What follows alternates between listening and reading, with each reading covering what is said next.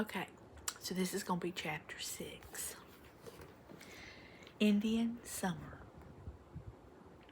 There were only slivers of ice on the water pail the next morning, and the day was sunny and warm. Pa took his traps to set them for muskrats in the big slough, and Carrie and Grace played outdoors. The little auk would not eat. It did not utter a sound, but Carrie and Laura thought that it looked up at them desperately. It would die without food, but it did not seem to know how to eat anything that they offered it. At dinner time, Pa said that the ice was melting on Silver Lake. He thought that the strange little bird could take care of itself on the open water. So after dinner, Laura and Mary put on their coats and hoods, and they went with Pa to set out and set the little auk free. Silver Lake was ruffling pale blue and silver under the warm, pale sky. Ice was around its edges, and the flat gray cakes of ice floated on the ripples. Pa took the little auk from his pocket. In its smooth black coat and neat white shirt front of tiny feathers, it stood up on his palm. It saw the land and the sky and the water, and eagerly it rose up on its toes and stretched out its little wings. But it could not go. It could not fly. Its wings were too small to lift it. It does not belong on land, said Pa. It's a water bird. He squatted down by the thin white ice at the lake's edge, and reaching far out, he tipped the little bird from his hand into the blue water. For the briefest instant, there it was, and then it wasn't there.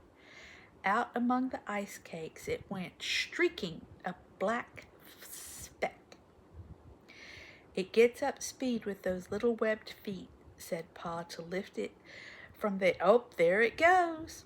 Laura barely had time to see it, rising tiny in the great blue sparkling sky.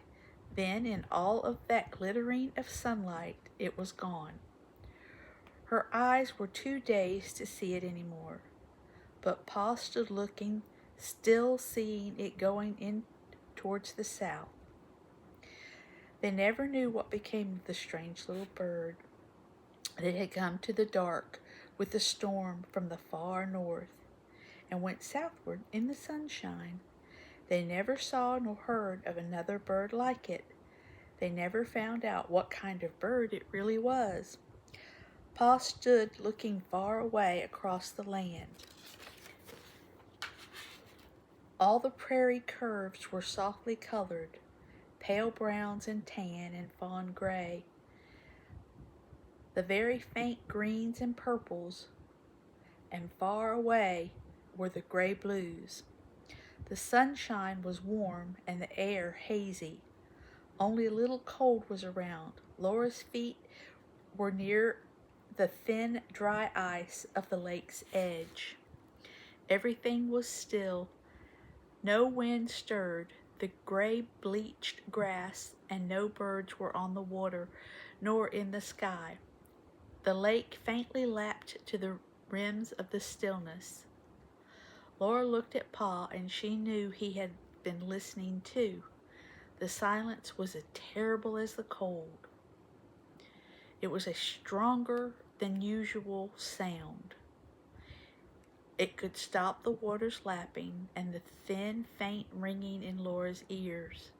The silence was no sound, no movement, no thing. That was the terror. Laura's heart jumped and jumped, trying to get away from it. I don't like it, Pa said, slowly shaking his head. I don't like the feel of this weather. There's something. He could not say exactly what he meant. He said it again. I don't like it. I just don't like it at all. Nobody could say exactly that anything was wrong with the weather. It was a beautiful Indian summer. Frost came every night and sometimes a light freeze, but all the days were sunny. Every afternoon, Laura and Mary took a long walk in the warm sunshine while Carrie played with Grace near the house. "Get yourselves full of sunshine while you can," Ma said. "It will soon be winter, and you'll have to stay indoors." Out in the bright, soft weather, they were storing up sunshine and fresh air in themselves for the winter, when they could not have any at all.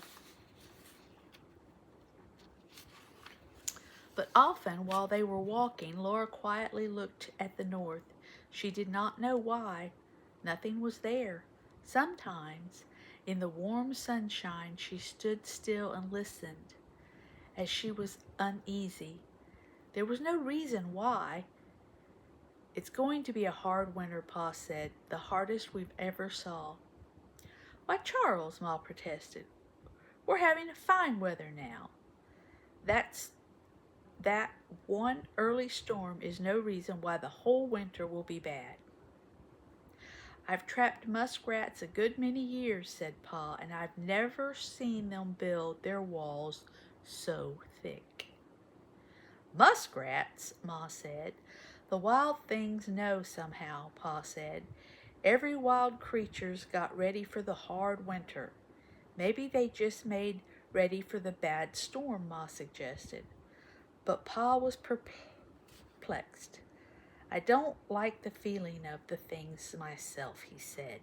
"This winter seems to be holding back something that it might let loose at any minute.